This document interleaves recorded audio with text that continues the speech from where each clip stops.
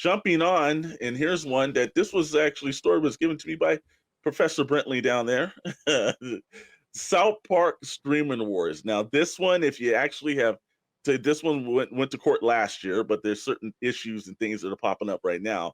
This one's kind of diabolical if you dive into it, because Warner Discovery lawsuit against South Park streaming rights looks like it's headed to trial. In a legal win for the Warner Brothers, a Manhattan judge ruled today that defended Paramount Global might have breached its contract with David Zanoff run company.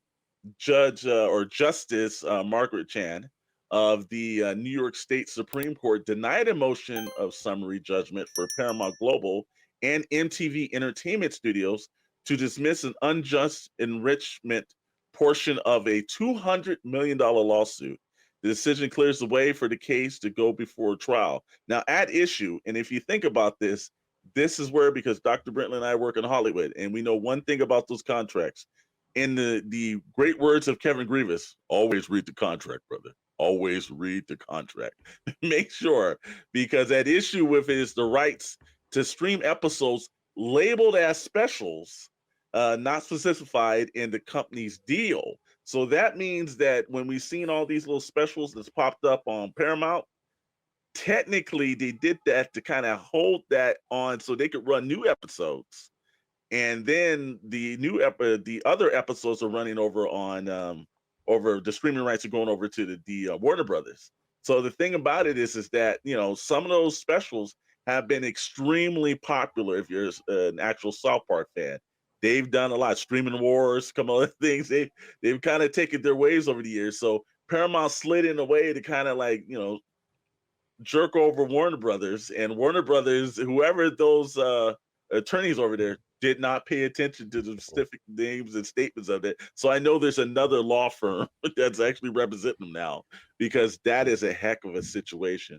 What do you guys think? You guys think, you know, hey, Warner Brothers, Cry Me a River, you still get South Park? I mean, or do you think Paramount really kind of just did the screwing to them? I think it's an important lesson here, and I'll say this, and I think I speak for everybody.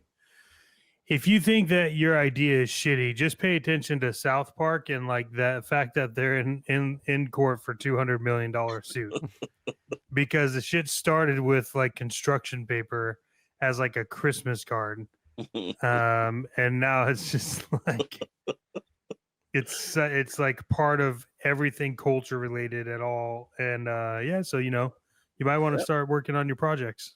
I just can't wait for the episode they do to make fun of all this shit. Oh, yeah. Because it's coming. That's the main thing that they're screwing up on, is because however this works out, they're going to like Warner Brothers is going to win right now. And then Warner Brothers is going to get a season of South Park shitting on Warner Brothers. It's coming. It's going to be glorious. It's already being written. Like, well, I've got to tell Stone, they are the masters of standing up that content really quickly too. Wow, like it's like how fast. Like that's crazy. Like that's just such a, because you're able to pump these out so quick with like the animation and stuff. But look, whatever you think about this, and they have survived cancel culture. It's one of the few I don't understand.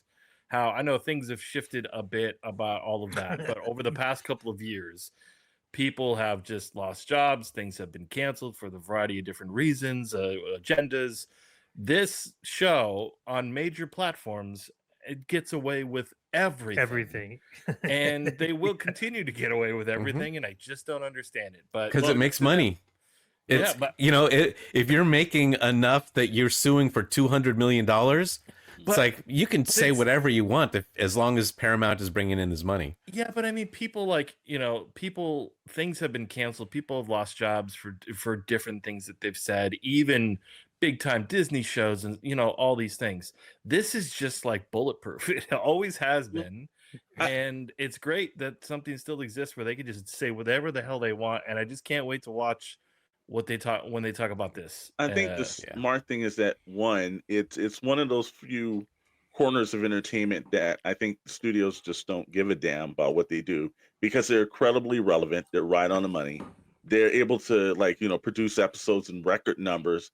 I think the characters still haven't gotten as stale as, let's say, like Family Guy or The Simpsons, when it takes them months to do that animation. And by the time a joke hits you, it's already been past dated. Yeah. And they can produce a show in such a way that it could be hit right now. It's relevant. It's still talked about through everyone. It's good filmmaking, but it's also because of the fact that they're so quick to get stuff out.